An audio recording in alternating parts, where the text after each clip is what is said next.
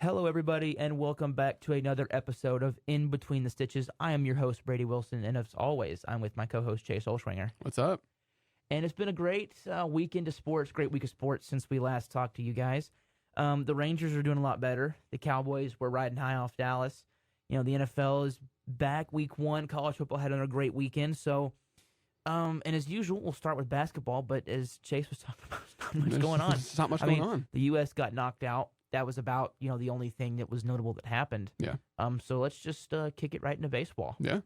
The Rangers, since we last spoke, have really turned my mood around. Obviously, last Wednesday, I went to the Tuesday Astros game where we got walloped, and then was going that Wednesday night and was talking about how this is rock bottom. I lied. Wednesday night was rock bottom. And if you want to argue Friday night was rock bottom, losing the first one to the A's, making it 4 in a row. But you bounce back. You win 2 of 3 against the A's. Now you've taken 2 of 4, the first 2, especially in Toronto, clinching the tiebreaker. Yeah, which could be really big because there's no more game 163. It definitely has been a turnaround for the Rangers, and the starting pitching looks good. The bullpen, my guy Leclerc and Burke, they definitely tried to make it a little bit more interesting last night, but we were able to pull out the win. Chapman came in, slammed the door. It looks like the old Rangers, hopefully, which is, I think, what we're all hoping for. He allowed the home run, but, we had the insurance run, so it's okay. But he was dominant. He came in, did his job. If it had been like, a walk, then a home run, I'd have been a lot more worried. But one solo shot, hey, that's cool. Yeah. Evan Carter is shined in this Toronto series. First career home run. It's his second outfield assist already. And he's really showing that 5-tool potential that I don't think a lot of Rangers fans, because when they hear about him, they think, he's tall, he's lanky, so he's probably going to be, he's a contact hitter. He's a big on-base guy. He's got pop. He really does, because his swing it can generate some power. He needs to put some more muscle on. He needs to get with Adolis Garcia and find out that workout regimen. I think everybody in baseball needs to get with Adolis Garcia in his workout. And put some muscle on that frame. And if he did, he could definitely be a 20-25 home run guy for sure. Year. 2020, definitely that type of player. But he's really showing why we took him in the second round when nobody knew who he was. Nobody. Jim Callis, great, draft analyst for baseball, kind of like what Mike Mayock was in the NFL draft, right? Jim Callis was like, I don't know who this guy is. Because he 3 games in high school, didn't attend really any showcase events, and the Rangers, they had a scout, and that scout deserves a raise. He deserves a nice raise. A new house, maybe, a new car. Deserves everything, because he was so convinced that, Carter was going to be a stud that we took him in the second round. That's the kind of thing you bet your career on.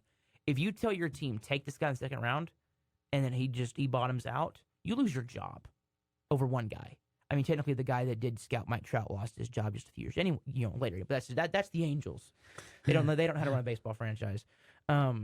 Definitely bet his career on this kind of pick, and definitely it's paid off for him and the Rangers. Yeah.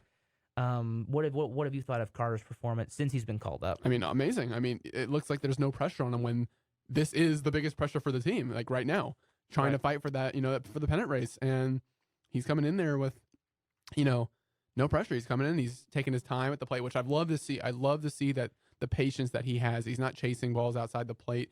He's taking a pitch, even if it's in the zone.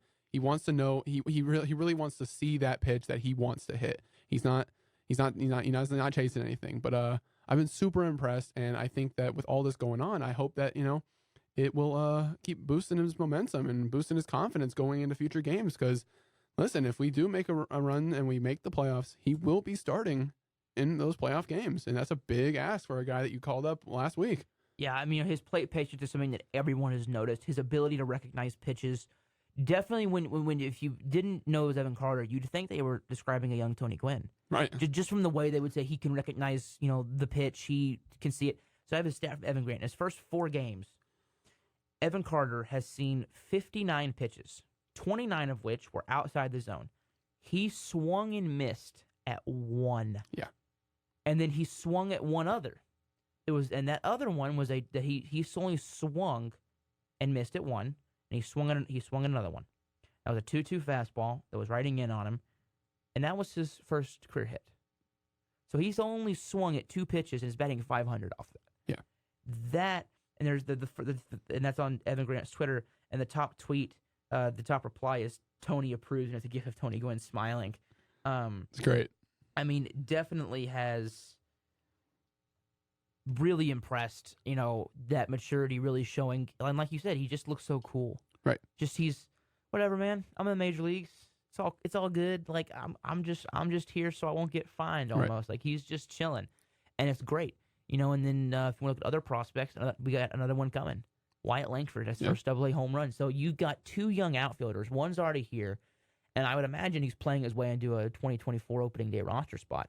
And so is Leote. He's been really good the past. I think, he's on 5-game history right now, and he's up to 270 batting average when he was 250 not too long ago. What I'd be inclined to do is name Carter the starting left fielder, keep Leote for a year, and if he has another year like this year where it's just so up and down you can't count on him, and Langford's ready for 2025, trade Leote, and I'd be open to trading him this offseason. For Trout. You're hilarious. You saw that. Really? Angels are open to trading him. I saw that you're open to trading him, not to us.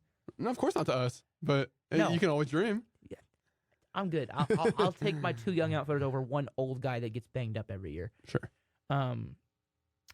Langford, first AA home run. What your ideal scenario is: Garcia's in right, Carter's in center, and Langford's in left.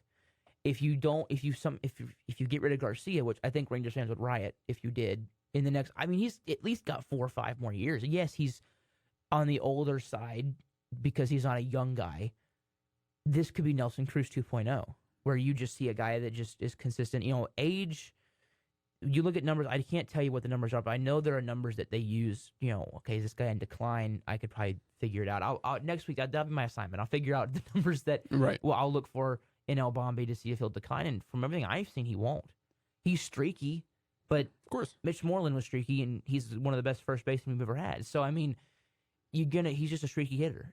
With his if he continues with his defense, you're fine. You're cool. He has 30 home runs a year, 250, 240. I'll take that all day, every day. For sure. Scherzer update. So Max Scherzer did leave yesterday's game with some triceps tightness. Now, he did think.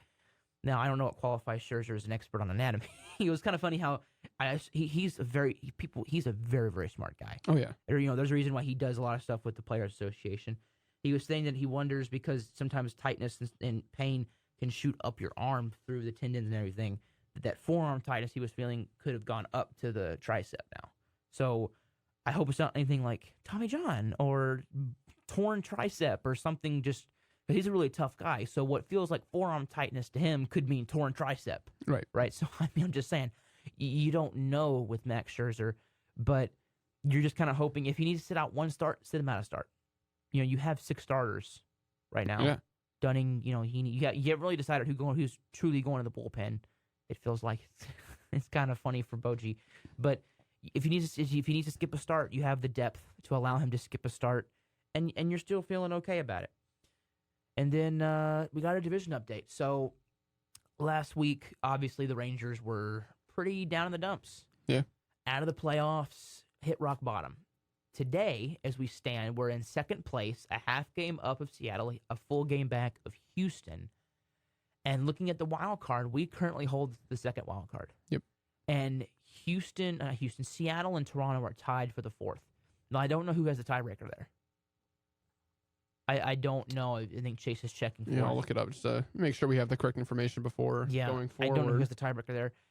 And then it's kind of sad because then there's Boston at 7 games out. So really, this is a 4-team race. So there's going to be one team that is good that's going to be sitting out. And it's probably going to be either us, Seattle, Toronto, or Houston. I mean, there's 4 teams, and again, only 3 of them can make it.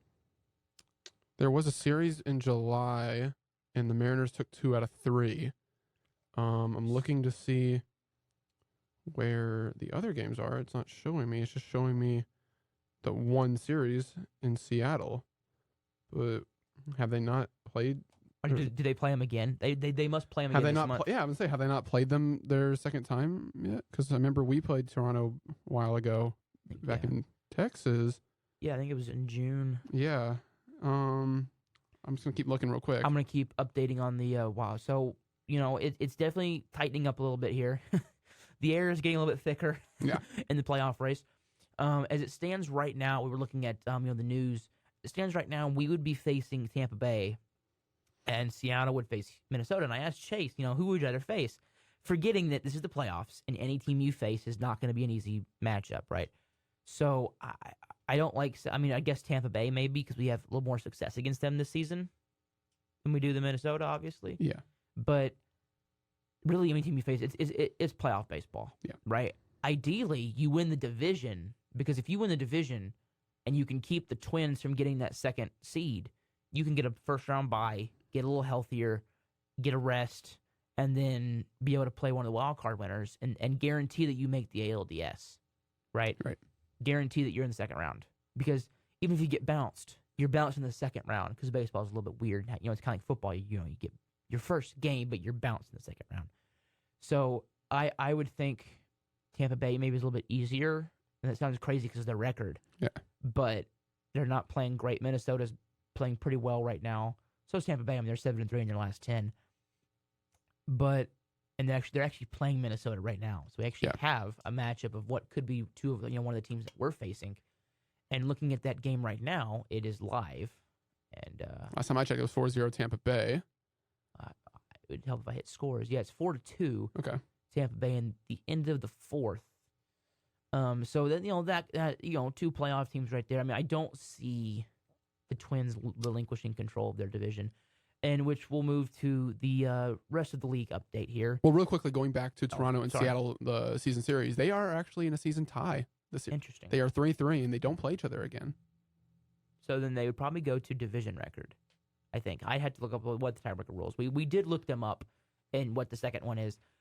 Whatever it is, I don't care as long as we're in the playoffs. Listen, as long as we win, I'm not worried about anyone else does. You got to win your game, do your job. All right, Bill Belichick. Yeah, hey. Yeah, I mean, Preach. It is a mantra that has yielded 6 Super Bowls.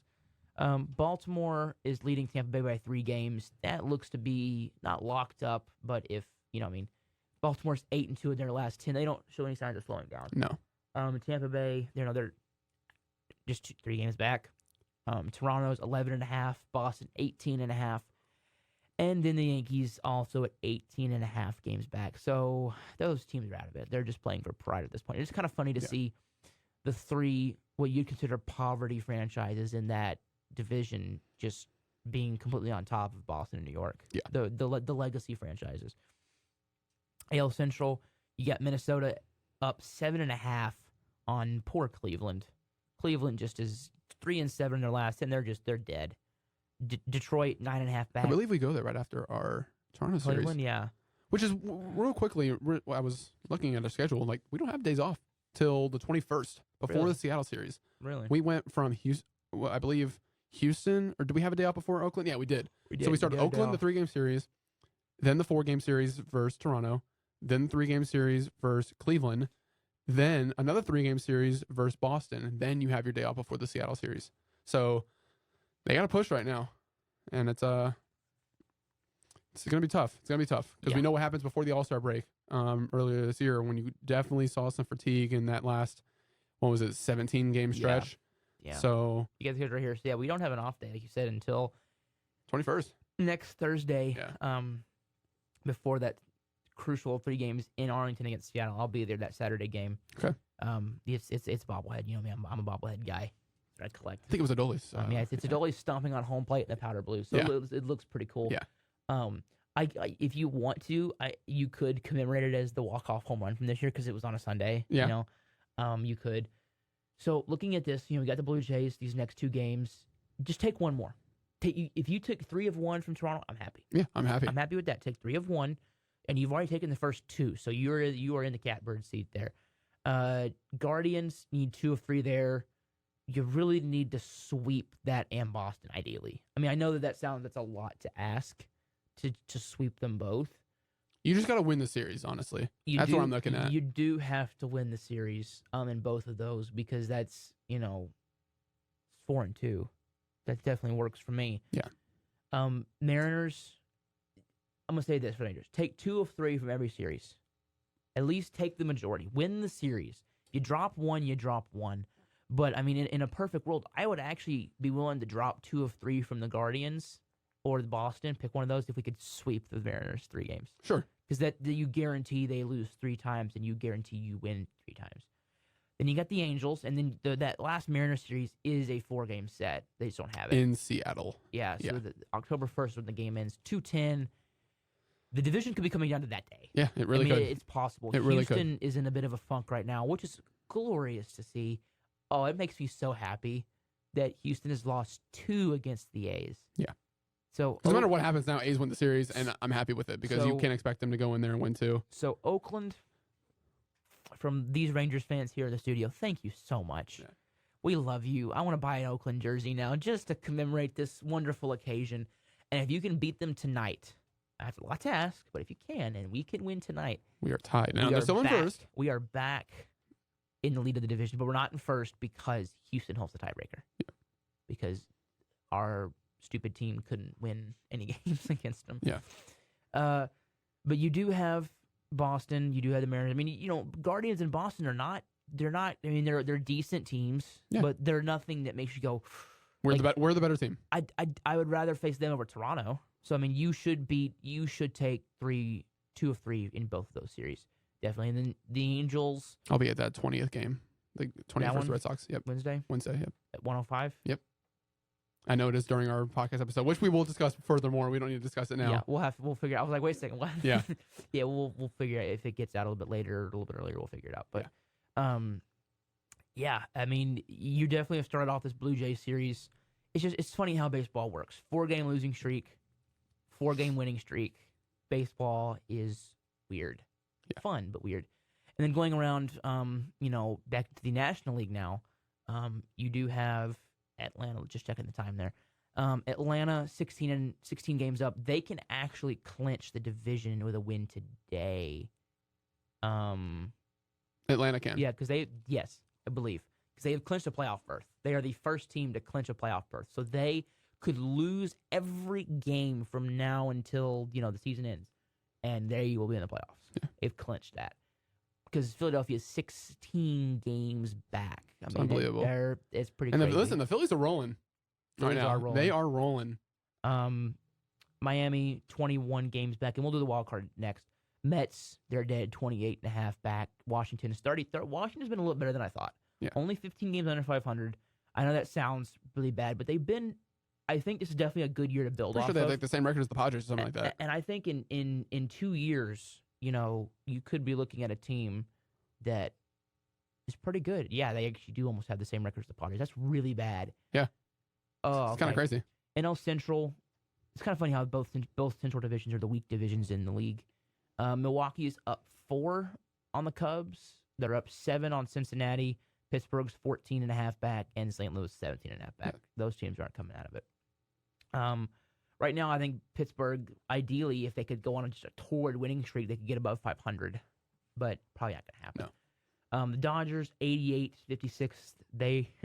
Arizona's back 13. They'll probably be the next team to clinch. The Dodgers, I'd imagine. The National League is usually a little bit more parity than the American Leagues for some reason. The Central and the West have always been tight races the past few years. San Fran is 15.5 back. San Diego is 21 games back. Colorado's 36 back. I mean, it's just a race to the bottom. Colorado's a race to 100 losses. The A's are 1 away from 100 losses, and the Royals have already gotten there. So, actually, the A's are not the worst team in baseball. No, and I actually think it's weird to say, but I do think they are playing a lot better baseball in recent weeks. They're 6-4 their last 10. I mean, they definitely. But their run differential is the worst in baseball. Yeah. By a wide margin. Colorado is the second worst at negative -221 runs. Right. Oakland's is 295. It's crazy. Yeah. So then you look at the wild card standings for baseball. We already went with the American League. Philadelphia is up 3.5 on the first wild card spot. Chicago's up 2 on the second. Arizona has that third one, but they've got 3 teams right on their heels. So it's not like the American League. American League is really the last 2 in the West, and then the last 2 in the East. Right. It's going to be what it comes down to, right? And then they've got Cincinnati only a game back. Miami's a game and a half back, and San Francisco's a game and a half back. San Diego is 8. I mean, it's not out of the question. With the talent on that roster, you should be able to make a push. It's just I just don't. It's see just it not going to happen happening. because you can't expect the other teams to. No. So I mean, if you're asking me what I think is going to happen here, I would definitely probably say it probably stands as is. I don't. That's how you would. I'm gonna phrase make a that. little bit of a big prediction here. I'm going to go Miami with that final wild card spot. Okay. I mean, I think they've been playing a lot better baseball as of late, and I think they could really sneak their way in. they're a good team. You know, I think the thing with Miami, I think Soler's hurt. That's one of your best bets out of the lineup. So I'd take Arizona or Cincinnati in this one. But baseball is coming down to the wire, and football. This is the best time of the year for especially me because I love baseball and football. You got basketball right around the corner. This is the only time of the year where both of my two main sports are playing. Right. Obviously, the NFL draft is the draft, and then baseball's coming back. But really, this is the best time because both are playing, and it's super. Every day I have sports to watch. It's fun. Right. We're going to move on to college football now. We got week 2. UNT dropped a heartbreaker in FIU.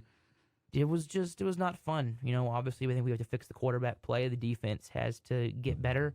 Yeah. It was it was not a good week. No, not at all. For UNT football. Not at all. And, I mean, you look at, like, the team, the offense put up 40 points, or 39. For the All, 46-39. And you look at that like, wow, the offense is clicking, but the defense has just been terrible.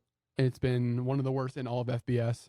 And you're not going to win games like that. You can't rely on your team to put up 40 points every game. But no, there was a quarterback change. Stone Earl was benched for Rodgers, and Rodgers came in was 11 for 15 with 200 yards and 2 touchdowns. So he came in and did his job, and he should be seeing that starting position next week. It was definitely a change that needed to happen. Yeah. Fun little story brewing right here. So Baker Mayfield has a fun little quote. It's Baker, so brace yourself. But yeah, right. Baker said, quote, "I am a Texas Rangers fan, not a Houston Astros fan." Baker Mayfield says of talk that he picked up signals from the Vikings defense on Sundays. So basically they were accusing him of stealing signs, and he went, "I'm a Rangers fan, not an Astros fan. So I won't steal signs." I love it. I love That's Baker awesome. Mayfield. Oh, that wins me over. I mean, that's a great quote. I'll never have too much of a soft spot for him just because he played at OU, but yeah. it's a great quote. And by the way, tonight's matchup is Montgomery versus Yusei Kikuchi. Right. And I will say, for one more thing, just going back to baseball real quick, that this series right here, it is the best 4 pitches for each team, I believe. Yeah. Because tomorrow you got Uvalde versus Gosman. I think Uvalde's might be out of the Cy Young question now, but going, a month ago, 2 months ago, those guys were right at the top. So, should be an interesting one. You ready for this? Langford is hitting 348 and a 1093 OPS over his first 7 games in AA. I mean, he's on track to be here next year. And I did forget, Jack Leiter I think they've shut him down for the rest of the year, has looked really good coming off the developmental list. His control is back. We're hoping that he can parlay this into a great season next year. Right. Definitely for the Rangers, for us Rangers fans' sake. Back to college football, though. Nebraska at Colorado was a great game. It kind of felt like Colorado was using what I call fake motivation. I don't remember Nebraska ever doing anything. And Colorado was like, oh, they were doing all this. They made us all angry. And I wonder if it's just that you're kind of... That primetime effect. Yeah, you kind of tell your team this is happening. It's not really happening, but it's to get them to get fired up. Right. Right. Colorado looks like a powerhouse. I'll say it, man. I mean, I'll be the first one to come out here and say that I wasn't wrong because I did say that I had them, being definitely like a 7-8 win team. Listen, looking at their schedule and looking from the way they play, there is a chance that they could lose 1 game max. And I'm very impressed, and I think that they're heading in the right direction. They do look really, really good. Colorado, looking at the wrong thing. Utah at Baylor. I mean, that was kind of expected. Mid-off game. Yeah. Ole Miss at Tulane. I did pick Tulane. I wanted to pick the trendy pick. Ole Miss won. Tulane is now unranked, but I think the Green Wave, I believe as they call them, will be back. Excuse me. And then we had game of the week. Texas at Alabama in Tuscaloosa, facing the Emperor Nick Saban, and they pulled out the win. And I think in a good, not dominant fashion, but a very, very controlled fashion. They were the better team from kickoff, and they produced and they showed that they deserve to be in the SEC, and they deserve to have the recognition they are getting. What I think was evident from Texas for me was every time Bama would try to take the game away from them, like Texas was sitting in the driver's seat. We're controlling the game, and Bama would reach over and try to grab the steering wheel, and they would take control for a couple minutes, and then Texas would slap their hand away and go no. And it felt like every time the game would get out of control for Texas, it'd start spiraling maybe a little bit, and you'd have a point where you could look back and say, well, this is where it changed for Bama, and the momentum switched, and Bama won. Texas put a stop to that and was able to counter it and do something positive for themselves and win the football game. They're definitely better than Bama. They definitely proved they're the better team, because it wasn't like they lost on a fluke or a last-second Hail Mary. It was a true, they beat Alabama. Yeah, they did. Right. And obviously we had an incident, and I cannot repeat the things that were said. We did have an incident with student section at Bama. Yeah. We were talking about this pregame. Just weird. That does not represent all of sports fans, right? I think when something like that happens, and if you don't know what we're referencing, go look it up. And it was not the Texas side. It was Alabama. Alabama fans were screaming at some of the Texas players to calling them names I cannot repeat on here, and I don't even want to say what they were saying at all. But they were definitely making racial comments and homophobic comments, and it definitely does not do a good name for sports fans. I'm not phrasing that correctly. It does not, help our image. I'm trying to say as sports fans, those are probably students that are drunk, that are college, are college kids that probably couldn't even tell you what cover 2 means or what a slant route is, but they're there because it's Alabama and they want to see the Crimson Tide win, and so they're just gonna yell things at the Texas fans. And I'm all for heckling. Heckling is funny. Like my dad would tell me stories that him and his buddies heckled Jose Canseco about Madonna. would heckle guys in the outfield because they were the outfield bleacher seat talkers. And heckling is fun as long as you keep it somewhat cordial. You don't make any really mean, like truly awful comments to somebody. Nothing racial, nothing about their really truly personal life. Madonna was a little bit funny, but I just think it definitely crosses a huge line. And if I was this Bama, the Alabama, whoever the president, I would consider banning them and kicking them out of the university. Clearly, they should never be allowed at a football game ever again. Yeah. And I don't think they should be allowed at any sporting events ever again. It just is not good for sports fans for that to surface. And then it people go, well, I don't like sports because the fans are crazy and they yell things at the players. And that's just that. Those aren't truly football fans. Those are just, hey, we go to Alabama, one of the most historical football, at least schools for sports in the NCAA. So we're gonna go to all the games. Yeah. Right.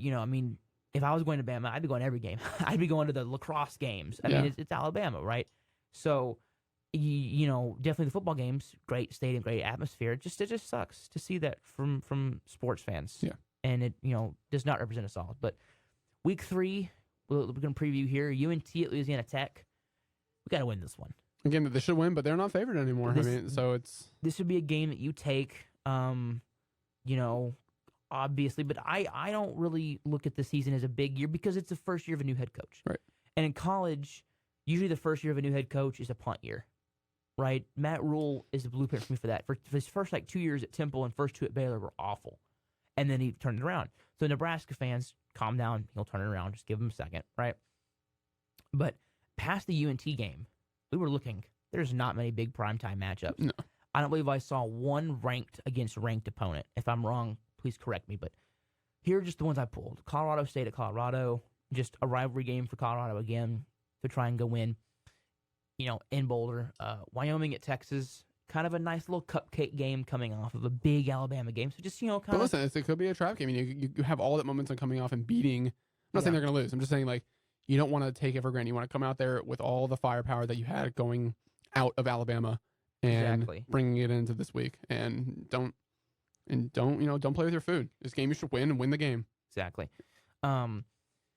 Pittsburgh at West Virginia, kind of reinvented the backyard. I think it was called the Backyard Bowl last year. It used to be a big rivalry that I didn't know existed because it had stopped playing. And then last year was, I think, one of the first games, if it wasn't the first game.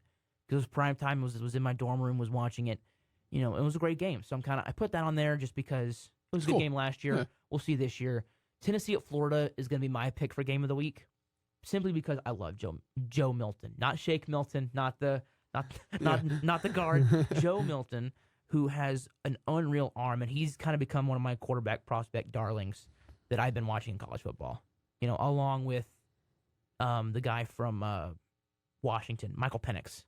And then obviously you got Drake. There's a lot of good quarterbacks in college football. Michael Penix. You've got Caleb Williams, Drake May. Yeah. You've got Jaden Daniels, who I'm a huge fan of. You've got not Travis Hunter, the other guy. Travis. No, not Travis. From USC. Jordan Travis. Jordan Travis from USC. From FSU. Or FSU, sorry. Yeah, FSU. Yeah. Got the colors mixed up. USC, Caleb Williams. Those names mixed me up. Yeah. But definitely a lot of good quarterbacks. I'm watching that one simply for Joe Milton. Washington at Michigan State. There's been a lot of things with Michigan State. Right now with their head coach, Mel Tucker. I'm not going to comment on it because I haven't done enough research to say he's right. No, she's right. No, they're right. So it just is a very messy situation right now in Michigan State, which really sucks because Mel Tucker seems like a really good head coach and got paid a lot of money, was trying to turn that program around, and it's going badly. Yeah. It's not going well for him. And then the last one is LSU at Mississippi State. It's SEC. It's Jaden Daniels. Could LSU. be good. Yeah, you never know. So that's your college football recap. And as I think we're closing in on the 35-minute mark here. Yeah, 31 minutes. We're going to move to the NFL. We have a lot to talk about here. So I think do you want to start with the Cowboys here and then go to the NFL? Or do you want to? Yeah, I mean, or you want to start out with our our predictions we made last week? All right, we'll do the prediction. Yeah, because you beat me. I did beat. Yeah, that's kind of why I want to start. That's why you want to start off with that. So week 1, the Lions at Chiefs. You did technically pick the Lions, right? I did say the Lions. I said I will take the Lions if Travis Kelce is not playing, and he did not play, and I therefore am telling myself that I went the Lions. We were both right on that one. Panthers at Falcons. I took the Panthers. I took Falcons. I was thinking Bryce Young. I was wrong. Texans at Ravens. We both picked Ravens. I didn't have to ask him. I know he did. There's no way he didn't pick the Texans.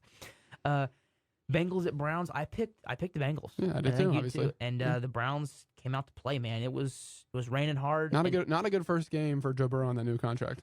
But it's week 1. It's okay. It's week 1. Yeah, it's week 1. It was raining. I'm not worried about it. Did you see the Myles Garrett crossover thing? Yeah, so when he went, I'm like, okay, that's tough. It's intimidating.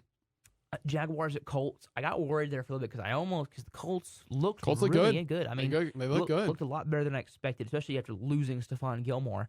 But I think they may have finally found their quarterback. Well, he'll take some more time, but I think they found the guy. But we both went Jaguars. We both went Jaguars. We're both right there. Bucks at Vikings. I took the Vikings. Same here. And we were both wrong. Bucks pulled that one out. They were keying in on Kirk Cousins. It was just that Buccaneers defense is going to be probably what win them games. They could. I'm just saying the NFC South is a very weak division. It's possible that if the defense carries them and Baker just plays well enough to win games, they could be a 9 or 10 win team. Yeah. They could be there. I'm not saying they're going to be. I'm just saying from what I saw, and I don't remember what you had, Matt. I had the Bucks. I can look for you real quickly. I had the Bucks going 5-12. So after seeing that performance on Sunday, I had them going 6-11. You don't know, right? So it's not a science in trying to pick these things, but they definitely could win some more games than I expected. Titans at Saints. I went Saints. And they squeaked it out. I think Derek Carr will be fine. It was just an ugly game. I mean, Tannehill will not be that starting quarterback going into week 4, week 5. That's what I'm standing by. I think you're going to go to Will Levis or Malik Willis for sure. He just doesn't look like he's comfortable in the pocket. They're just not not really producing anything offensively. I think if you bring in a guy with, no film on him, no tape on him, and more of a threat like Will Levis, that could open up the offense a little more because you can open up the run game more for Derrick Henry and see what you got there. We got Niners at Steelers. And the Steelers looked a lot worse than I expected. Now, I know everyone was, for some reason, everyone's darling pick in the AFC was the Steelers. Because they look good in the preseason. And looking at my list here, I had them at 10-7, but I really didn't see the hype as much. As much as other people were saying, oh, they could win the North. Hell no. I'm sorry. No. I don't see them as a playoff team. Yeah, I had them at 9-8. I mean, they definitely have to figure out some things on offense if they want to get better. Clearly, and they got the pieces. It's just going to be about executing it. Cardinals at Commanders. We disagreed on this one, and I emerged victorious. I'll take my small little victory. I went for the underdog. I just didn't want to root against NFC. I believed in the Commanders' defense. Root for. I believed in their defense, and I was proven right, as I usually am. And Commanders pulled that one out. It was great. It was a really good game when you look at it from two bad teams. Packers at Bears. At the Packers. I'm eating this one. Yeah. I said the Bears. Yeah. They were one of my darling picks, and I was wrong. It was a lot of sloppy football from the Bears. I think their offensive line. Yeah, their line was offensive. It was just not good play. There was a player, the left tackle, missed the guy completely standing in front of him. And as a former lineman, I felt like I could have done that. Yeah. Pay me the million. I could miss an NFL player like that. I mean, it was just bad. Raiders at Broncos. I picked the Broncos. Why did I pick the Broncos? And I had the Raiders. And I should have picked the Raiders, but I wanted to think that Sean Payton make a difference, and it just didn't. The onside kick, though, was really fun. Hilarious. Yeah. It was cool because it was, being able to reference a really cool point in history. Obviously, in my opinion, arguably the gutsiest. People say it's the Philly special. I severely disagree. I think the gutsiest single play call is still that onside kick. Yeah. Because you're facing Peyton Manning. You're facing a juggernaut. You're not supposed to win this game, and you're going to come out an onside kick to start the second half of the Super Bowl. Huge. Yeah. The Philly special was illegal, by the way. And it was an illegal formation. Dolphins at Chargers. I picked the Dolphins. Same. Kellen Moore looked good, but he looked like Kellen Moore. I turned it on, and in four plays, I could have told you it was Kellen Moore calling the plays if I didn't know it, right? Simply because it was, again, I had, a friend of mine definitely had the best way of describing the Kellen Moore style of play calling. It's like a kid who got the All Madden playbook, but doesn't really know how to use it. Just kind of throws plays out there, right. And his players sometimes execute, sometimes don't. And I think that was proven with McCarthy using Turpin. Kellen Moore didn't know how to use Turpin. He didn't know how to use other pieces that he had in his offense. And I think that McCarthy, obviously a seasoned play caller, does. So Dolphins, obviously got that win. It was a shootout. It's a great game. It was your classic shootout. The Tua game. Tyreek connection was unbelievable, combining for over 650 yards. Yeah. Eagles at Patriots, and this was one of my upset watches. I said it was a trap game going into New England. You were a lot more confident in a trap game than I was. I was thinking, New England, because I've just been told by Patriots fans, don't look at the first couple weeks. We're usually, we're finding our identity. Bill doesn't even worry about the first 4 weeks. I remember that game. Remember the game where they got slaughtered by the Chiefs? Mm-hmm. If you watch the Do Your Job documentary on that year, he talks about at the halftime, I was not worried about losing that game. I was worried about, can we play as a team? Can we play hard, play fast, play good, play as a team, all that stuff, right? Because one loss in week 1 is not going to ruin your season. Right. And so the Patriots looked really good. It definitely should be giving New England fans more hope than they've had in the past few years. The Bill O'Brien offense looked really good. They just need that one playmaker. They're missing that guy. They're missing the receiver. Yeah. They're missing the Gronk. That guy that your quarterback can go to each time if something's not there. They don't have it. And maybe Kayshon Boutte, I think it's Boutte. Maybe he can be that guy, but right now it's not looking like it. So we'll just have to see what they can do. Maybe they trade for a guy. Maybe their team is in the market for a receiver. Rams at Seahawks. I took the Seahawks. Same here. And the Rams, they came to play this year until they get injured. Obviously it's an older team, not a lot of depth. So we'll see if I don't see them being a big time player in the NFC this year, but we'll see. It is Sean McVay. Then we had the game of the week. I definitely probably say. What would you think game of the week is? Probably Dolphins Chargers. Dolphins Chargers. Yeah, that's fair. Because now for me it's gonna be Cowboys Giants. Bias, well, of course. Bias. We'll get more into this game when we go for the Cowboys segment. It was a great game for us. Yes. Cowboys defense looked. It's the doomsday defense. reborn. Giants looked really bad. Daniel Jones looked scared. I'll dive more into it. Right. But we both have the Cowboys obviously winning that game. Yeah. Bills at Jets. I had the Jets. I did too. And and we're gonna go ahead and dive into this storyline before I forget. Aaron Rodgers is out for the year. Yeah, it's unfortunate. I was actually at the frat house because we were having our flag practice before it got canceled. And then I was there watching the game, and I got a notification, Aaron Rodgers out, and of course, everyone was like, "Whoa, Aaron Rodgers is out." And then we watched the replay, and we didn't see anything. Right. And then we watched later that night. I watched the close up, and you can see it because the Achilles is such, it's right on your skin, so you can see it when it pops. It popped, and it looked very painful, and very bad. I don't think he'll retire. I think he really wants to win with the Jets. I think he's really. I mean, when you get your butt kissed that much by the players, you kind of want to win for him, and I really feel bad for him. I mean, Garrett Wilson, he told Garrett Wilson, like, sorry, kid. Yeah, the John Wayne type of line there. But I think he really wants to win in New York, so I think maybe you trade for a quarterback. Man, if only Trey Lance was available to trade for. Maybe you sign a quarterback. I definitely see them signing a veteran. I'm going to go ahead and say this. Not Colin Kaepernick. I can see Case Keenum. That's never going to happen. Yeah. Everyone needs to get over it. I could see Joe Flacco. He's already played there. Maybe Joe's back in New York. And I like Flacco. I think he's a decent quarterback. I don't think he's that bad. He's old. But and then there was one that caught my eye. I think it wasn't Cam Newton. I don't remember who it was. There was it may have been Flacco. There was someone that I was like, ooh, that's interesting. We were talking about Case Keenum. Yeah, Case Keenum. There's some Matt Ryan. They want to pull him from the Tom Brady. Yeah, Tom Brady.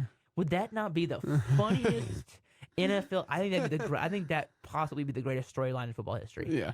Tom Brady coming out of retirement again. Michael Jordan, second retirement, not and playing for a division rival. Playing for the team that he routinely for 20 years kicked their butts. Yeah. And plus, the team that Bill Belichick resigned from and went to New England. So it just, throw another wrinkle in there. But I think that commercial, have you seen that? It's the commercial when Emmitt Smith and those guys, the old guys come back. And the very end, it cuts to Edelman and Brady out on the beach somewhere. And Edelman goes, "Do you want to?" And Brady goes, "Don't even think about it." Yeah. I mean, it's not going to happen. It'd be funny. It'd be awesome. I'd be watching every Jets game, but it's not going to happen. So I think the Jets can still win because their defense, obviously, but it all depends on, can Zach Wilson can he manage the game? Can he not turn the ball over 100 times? Can he control the football and score just points? Just get points on the board. Your defense will stop, guys. But that offensive line, good names. The names are there, but the talent, the play was just not there this week. And one reason why Rodgers got killed. So now we're going to move to the Cowboys segment. And just quick recap, he went 10-6, I went 12-4. Yeah. I was trying to chase. I was trying to gloss over even that. When I lose the weeks, I will. I'm not be afraid to say it. No, I lost. Hey, man. I think the game that really surprised me the most was the Bucs-Vikings. Definitely, and the Bengals-Browns. Yeah, I mean, whatever. Yeah. Made me. And I almost forgot. We are going to do Cowboys recap, and then we'll do week 2. So it's just a little bit more. Anyway, Cowboys. Watched some film on this game. Had some notes. Only I took notes like this on my schoolwork. I had to be a straight A student. I really felt like the defense was communicating well. Definitely a lot of Damone Clark knew where everyone knew where they're supposed to go, and if someone else knew you were in the wrong spot, they told you, "Hey, get here." The Giants just did not look good. They were, and I'm kind of going off my notes here, so this is not all streamlined. The Giants were making scared play calls. They were a lot more nervous. They were, it was, if the defense can do this every game, we could go set. I'm not saying, but we could win almost every game. We could win every game. Because if you force teams to pass because you're up so much, and this pass rush, it's going to be scary for teams. Yeah. Try and face that. Mozzie had a decent game. He needs to be better at holding his gap.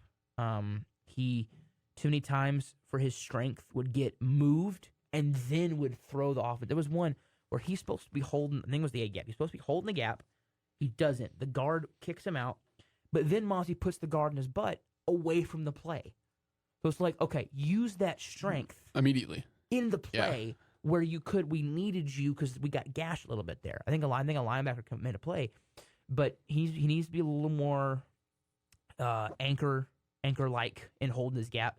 But it was his first game. Yeah. It was week 1, and nose tackles like him usually can have a bit of a learning curve in the NFL, right? So he may not be a year 1 impact player, which I know people, well, he was your first-round pick. Yes, but he may not be a year 1 impact player.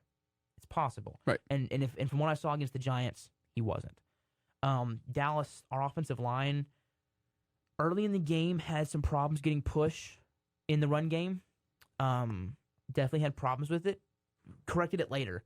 But early in the game, their defensive line was doing a pretty good job of plugging their gaps. It was nice to see, Dak was only probably pressured a couple times. I mean, he was just out there having a good time. Good warm-up game. Oh, yeah, the pass protection was definitely there. Yeah. And the play calls there were certain times where you'd look at it and go, well, he was getting pressured there. And it's like, well, yes, but the play call, the ball's supposed to be out before that guy gets there. That's the design of the play call. Right. So really, the offensive line just needs to hold their blocks for 3 seconds. Not because of how McCarthy, from what I got from the Dallas play calling, especially in their passing game, if the O-line can hold for 3-4 seconds, that's all Dak will need. That the play design is to get the ball out quickly, right?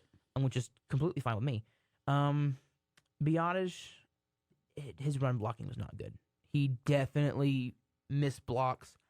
There was one play where it was completely on him, and there was a hole. I want to say it was to Pollard, and there was he could have drove a Mack truck through.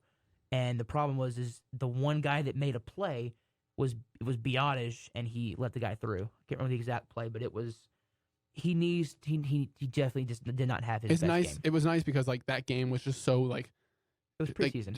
It was just you're out there and you can make a mistake without any negative impact in the game. So it's now look at what you did and just bounce back ready for a more competitive game too. Exactly. Excuse me, sorry. The tight ends had multiple drops, and they were crucial. They weren't like 1st and 10. Now, there was one where Ferguson dropped one. Had a shot in the end zone. Yeah. And Ferguson was on the first field goal, and Ferguson, I think it was, and Ferguson dropped the pass. It would have been a first down. So you could have scored a touchdown on that drive. Yeah. And gave Dak some more stats. Instead, you settle for a field goal. The team definitely has found an identity. And the identity is something completely against what we had from the Jason Garrett era. Which, by the way, most of these guys did not play in the Garrett era. Or if they did, it was the last year or two. I think the majority of the team is from the McCarthy era now, which is great. And McCarthy has definitely set a tone, and that tone is the football field is our hunting ground. And my biggest takeaway from this game, and the thing that I noticed the most for us, was we played physical. The past 2 years, you've struggled with this. The Niners in the 2021 season, when you lost in the wild card round, they manhandled you. It was bad. Last year, it was a little more even, but it was just bad offense. You just couldn't. Their defense was more physical than your defense matched the offense. Yeah, the defense was physicality. good. Yeah, but our offense did not match their defense's physicality. Right. Watching that Giants game, both sides of the ball for us, and including special teams, all 3 parts of the game for us, they matched physicality. Yeah. They were more physical.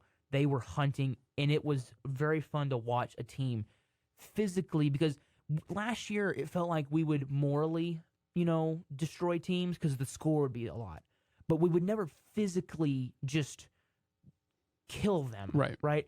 This felt like we were not only are we killing you in the scoreboard and mentally demoralizing you, we are physically demoralizing you by just beating you up. Right. Whoever has the ball, we're hitting him, and we're going to hit him hard. Right. We forced multiple fumbles. You hit Daniel Jones a bunch. Jones, and the hits were getting to him because Daniel Jones would snap the ball, take 2 seconds, not even look at the field, and just run. Yeah. He's out of there. He is not want to stay in that pocket. Dan Quinn used a lot of fun alignments. Micah as a defensive tackle. There was one, you had 4 defensive ends on the field. Micah, you had Dorrance Armstrong inside, Tank Lawrence inside, and I think it was like Dante Fowler on the outside. Mm-hmm. And it was something like that. You had 4 defensive ends playing. I mean, he's an evil genius. Yeah. He is truly I don't know if I said this last week, but I saw it on Twitter. They're calling him the Secretary of Defense. So that's what I'm going to be referring to him as now, from the Secretary of Defense. I mean, the takeaway I wrote down was both sides started a bit slow, but eventually found a groove. They played fast and made Daniel Jones escape what I call the invisible pressure, the ghost pressure. There was no pressure on plays that he was acting like that he was getting chased by Micah Parsons. We looked really good. We look really good. But we look ahead to next week and preview the Jets. Obviously, with Aaron Rodgers out, you're a lot more confident in this game. Zach Wilson is a worse quarterback than Daniel Jones. You should have no problem demoralizing him. But the difference is now that this Jets defense is good. Yeah. They are a good defense. So now this game is like, yeah, your defense could be productive, but you're not going to get what you got last game. It's just not going to happen. I mean, obviously, I would love it to happen, and it'd be awesome if it did, but you're not going to get that production from the special teams defense again every week. So you're going to have to rely on that offense which didn't have a lot of reps. I mean, you're going to have to rely on them to put up some numbers because you're going to need it. And I think for the offense, you're going to be in your own stadium at home opener, no weather. Right. You should be all right. They don't really have any passing weapons other than Garrett Wilson. He's the only one that scares you. Well, of course. But, I mean, they got guys like Alan Lazard and they got guys like McCole Hardman who can beat you and do some damage. They can beat you, but I feel like when you're going against our corners... Right, you'd like to say we'd have an advantage, but you're going to have Diggs or Gilmore on Wilson at all times. And you're going to be happy with that matchup, I think. You do have to worry about Dalvin Cook and Breece Hall because your running defense looked better than last year, but still a little bit shaky. Yeah.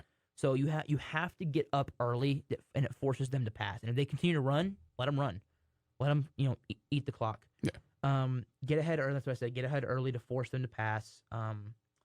Definitely, if you look at their offensive line, Dwayne Brown is old, so Micah take advantage of that. Yeah. Laken Tomlinson had a really bad game. Connor McGovern, the other Connor McGovern, not the one that played here, is just very mid, very meh. Elijah Vera Tucker is really good, and Becton is good but injury prone. So you're looking at he hasn't played that much in his NFL career. So maybe take advantage of maybe a lot less experience. They have a strong defense with a good front. I mean, their defense is very, very good. Definitely the strength of the team, Robert Saleh. But and I want to backtrack here. I forgot to ask, what did you think of the Giants game and your takeaways? And what are your takeaways? Not takeaways. What are your previews for the Jets game? Yeah, I mean, just pretty much what I said and what you covered. I mean, extremely dominant win over New York, and now you got the other New York now. Yeah. So, listen, let's go out there with that same type of, because you got all the momentum in the world. Oh yeah. So let's go out there. Let's show that we deserve to have our names up there for one of the best teams in football. Well, and I want to make a point. There's a couple little Cowboy storylines I've been hearing. Did you hear about the Dak tattoo thing? So Dak got that leg tattoo, right? Kind of famous. Like, it took 11 hours. Well, Dak asked to be sedated. And everyone was calling him soft. And I'm like, first of all, if I had that kind of money, sure. I don't want to sit there for 11 hours. I got places to be. I mean, obviously that's not the effect it would have, but I don't want to sit there for 11 hours and, just sit, talk. I want to put me under. I got the money. I can do it. And people calling him soft made me mad because I sat there and thought, if you just use basic memory recalling skills, I can recall a game where Dak Prescott had his ankle snapped in half, pointing 90 degrees away from his leg. And instead of just crying and slamming the turf with his hand in pain, the man picked up his leg, slammed his broken ankle on the turf to try and knock it back in place. I understand the adrenaline's going there and shock is going, so he probably wasn't feeling it too much at that time. If your first instinct is to snap it back in place by slamming it on the turf, you're not a wuss. I mean, it definitely was sorry, I want to talk about it. It was bothering me enough to want to talk about it. Sure. And then, Josh Allen had those turnovers, and it was a lot of the talking heads were making points like, hey, if that was Dak, I mean, if that was Dak, every talk show in America, the first thing, every single one, including MLB Network, would be Dak Prescott threw three interceptions. and lost his team the game. This, da da da da da. And so it really did bother me that you didn't really see it too much from Josh Allen. It's just whatever. Dak, you're still my guy. Go out and prove that you are the quarterback that we know you are. And I think this season is kind of a make or break for the Dak crowd. Yeah, for right? sure. Because if you're on the Dak hating side, okay, and there are some valid reasons to hate Dak, none that I believe in, but you could make a case, right? Hasn't done anything, has done the same as Romo with more teams, with better teams, right? There are cases to be made. I don't believe in him again, but there are cases to be made for Dak not being a good quarterback. And there's a lot for Dak being a great quarterback, being on the cusp of elite, being top 10. And one of these sides will be proven right this year, right? And I think we're both on the Dak is a great quarterback side, right? So I think one side will be proven right. If you can make the playoffs again, and even if you lose, if you lose in the divisional round again, it does create kind of a Dak can't get farther than what Romo got with better teams. But I feel that with Dak, if you make the conference title game or Super Bowl, man, those Dak hairs better shut up. Yeah. You can't. What's your excuse now? Hasn't won one? Marino never won one. So what is your excuse now? Trent Dilfer won a Super Bowl.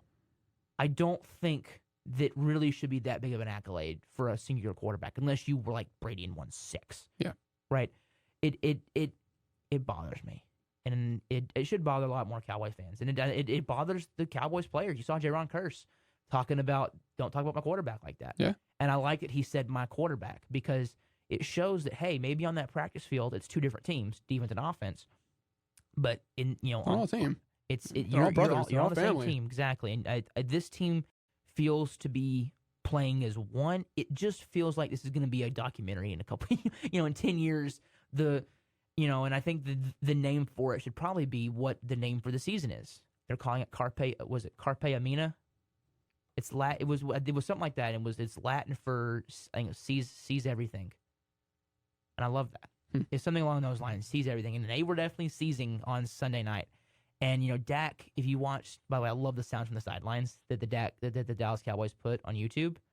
You seen those? I don't think I have. So go on YouTube. I'll look at it. You can go years past and see old players. It's how you kind of find players you like. So what they do is they put cameras and mics on the sidelines, and they do sounds from the sidelines. And they usually only do times when they win, right? Which should be a lot this year. But they did one. It's like 6-7 minutes. It's really good. You kind of see the players' personalities a lot more. And Dak in the pregame said something. I mean, I cannot remember what it was, but it was we don't take prisoners, we kill.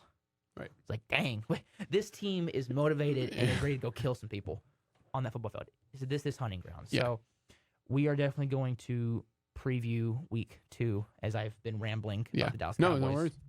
So, all right, we got Thursday Night Football, Vikings at Eagles. I hope the Vikings pull it out, but what do you think? Eagles. Yeah. Packers at Falcons. I got the Pack. Jordan Love. I mean, it's a good Falcons team, but I don't trust Arthur Smith. I don't know what he's doing with his offense. You've spent 3 straight first-round picks on offensive players and refused to really use them except Bijan. Yeah. This is a match. I think they can go either way because the Falcons did look good week 1. They were using Bijan and Tyler Algier in effective ways. They were both very good. So you don't really know what you're going to be expecting from them in a performance. You could see them putting up 20 points a week or 7 points a week. Like you don't really know. From going off last week, though, I got to take the Packers with confidence. I mean, they look good. Love looked good. Christian Watson should be coming back. He's questionable, and he's their number 1 target. And Love was dealing, put up 38 points. So, I mean, give me Packers. Yeah. Raiders at Bills. Just not much there at Bills. I'll go Bills there. They're better. It's a nice bounce back game for them. Ravens at Bengals. I'm taking the Ravens to bounce back. I mean, Bengals. Sorry, excuse me. I'm thinking the Bengals to bounce back in this game. I'm right there with you. At home, beat the Ravens. I think they'll figure it out. Seahawks at Lions. Give me the Lions. Home opener of what's shaping up to be probably the most exciting season in Lions history, which is not an understatement to say. Give me the Lions. Yeah. Lions, I assume. Yeah, I'm going Lions. Yeah. Colts at Texans. Give me the Colts. They looked a lot better than Texans did last week against not a who the Colts definitely looked good last week against a playoff team. So the Texans look really bad against a playoff team. So give me the Colts. Yeah, I mean, it all kind of just depends on, Anthony Richardson. He took a little bit of a shot late in the game, so it kind of depends on his health status. But I'm gonna kind of do what I did last week. He plays, give me the Colts. He doesn't, give me the Texans. Okay. But yeah, I'm going Colts. So you're saying if Richard doesn't play? If Richard doesn't play, give me the Texans. Okay, that's fair. Yeah. All right, so if this practice squad player doesn't play, I'm taking this team. I'm joking. If we're doing that, I'm joking. Chiefs at Jags, give me the Chiefs. Bounce back game. Yes. On the road, go win. Kelsey should be back. Give me the Chiefs. Yeah. Bears at Bucks, give me the Bucks. I think obviously with the way the offensive line for the Bears played, I think the Bucks defense is going to swarm, and I think the Bears try and make it a better game. But give me the Bucks. Yeah, again, another one where you can kind of go either way, but we've been the exact same going down, the first 7 predictions. So I'm just going to go away and just see if we can, be a little different here. I'm going to go the Bears. All right. Chargers at Titans, give me the Chargers. I mean, give me the Chargers. Titans did not look good. Yeah. I mean, Giants at Cardinals, give me the Cardinals. They looked a lot better than the Giants did. Give me the Cards. I'm going to take the Giants here. Okay, yeah. I'm going to take the Giants here. Niners at Rams, give me the Niners. On the road, go out and beat the Rams. Yep. So this is some, shows some any sort of regression. Give me the Niners. Not a lot of great games. A lot of just like, well, that one's obvious. This one's obvious. Right. Jets at Cowboys. If Rodgers was playing, I'd actually probably be more inclined to say the Jets just because it's Rodgers playing the Cowboys. But give me the Cowboys. Even if Rodgers was playing, I mean, I love this team that we have. Oh yeah, me too. Coming off the last week, I'm taking our boys. Let's feast that offensive line. And they were in the sound from the sideline. They were talking about what's the record for the most sacks? 14. Oh, we can get that. Yeah. So if they know, now that they know that, I wonder if they're ever gonna think about that. Yeah. Commanders at Broncos. Give me the Broncos. I am going to pick the dang Broncos until they win a game here. Yeah, give me the Broncos. Dang it, Sean Payton, please don't screw me here. Yeah. Judy should be back as well, so they should have their full receiving core. Javonte Williams looks to be in more of a workload now. He was kind of limited, obviously coming off a bad injury last year. Yeah. So I think really working him back into the offense, because he's very young, talented running back, and I think getting him back in that offense should make him more effective. Sunday Night Football, we got Dolphins at Patriots. Give me the Patriots. At home against the Dolphins, you played really well last week. If you can somehow stop Tyreek Hill, and I think the way you stop Tyreek Hill is not cover him. It's hit Tua. Yeah. It's hit the quarterback. So give me the Patriots for an upset on prime time. I'm going to go Dolphins. I mean, they have, such a great game. Oh, yeah. You got to, until they show anything, saying that there's some guy hurt or whatever, but give me the Dolphins. One thing is they don't have Jalen Ramsey. That's one reason I'm going with the Patriots. And I think that Bill O'Brien is a better OC than Kellen Moore. And so I'm curious. Now, obviously, it doesn't have the weapons that Kellen Moore has, but I'm curious to see can Bill O'Brien scheme out. Oh yeah, I mean, there's no doubt that the Dolphins' defense played way below average. I mean, they were not good, but their offense was there. Saints and then I hate this, the stupid doubleheader on Monday Night Football where they do 2 games at once. Which I hate because the first game starts at 6:15. And then once that game goes to halftime, the next game will be starting because it's 6:15 and 7:15. So they're kind of playing it like, okay, well, once this game goes to halftime, you switch over to this game. But then you got both at the same time. Yeah. So Saints at Panthers. Give me the Saints. Give me the Saints. Give me the Saints. I mean, I like Bryce Young. I think, first time on prime time, but give me the Saints. And then Browns at Steelers. Give me the Browns. They looked really good last week. Give me the Browns in this game over the Steelers, and I think they're just going to continue to falter on offense. Yeah, and I'm going to go with the Browns. And did get a notification here. That interesting little tidbit here. Anything else? The NFL Players Association is going to call for, quote, moving all stadium fields to natural grass in wake of Aaron Rodgers' seasoning injury. Good. So I don't know if, obviously I don't know the science behind everything, but we'll see. And just because you got that tweet, and I want to bring this up because there's 2 tweets I want to talk about. Actually, going back to basketball real quickly. I know we're going backtracking, but we didn't talk about anything at all. The NBA, whatever, the PA announced that they are going to ban the rule against resting 2 of their star players. You can't have more than 1 star player resting in a game. Right. So Clippers, for example, because they're obviously the headline of that, Kawhi Leonard and Paul George both can't be out at the same time. Really? Yeah. Interesting. Just because of, obviously if there's an injury, sure, but you can't just rest them. You can't rest both of them, which is good because people pay and spend money to see your best guys. So the NBA is doing this. Yeah. And the thing is, but here's the problem. How do you define star? They said that 3 or more All NBA selection, or I think it was All NBA or All Star selections. Because like let's say that Grant Williams needed a rest day, and that Luka needed a rest day, we gave them both a It's rest Luka day. and Kyrie. One of them cannot get rest. Okay. Yeah. Okay. Luka and Kyrie. But my question is, what about someone like Grant Williams or someone that is a great role player? Could this, so you have to have a restriction on it? Yeah. Let me look real quick. I know we're taking some more time that we shouldn't be. We're trying to limit our episodes to no more than an hour. Obviously, this one we failed to do so. It's just, we got a lot to talk about, and yeah, I don't want to talk fast because when I talk fast, it's not a good thing. I've been told. I'm very difficult to understand. So, Chase, when you find that, yeah, we will go ahead and sign off. I believe it was like 3 or more All NBA selections, whether it's third or second or first team. And then one more thing is that Brandon Ingram is not in the looks to sign a new extension with the Pelicans. Interesting. So I feel like, that's a guy. Obviously, we'd love to have him, but it's a guy that that we could use. But you do love a lot of players. See what happens. So, ladies and gentlemen, thank you for listening to this podcast. Again, we're trying to limit our time, but it's just difficult because we want to talk about everything. So yeah, thank you guys. If you have stuck around this long, thank you. We definitely appreciate you listening to us ramble about sports for an hour. So we will talk to you guys next Wednesday. All right. See ya. Yep.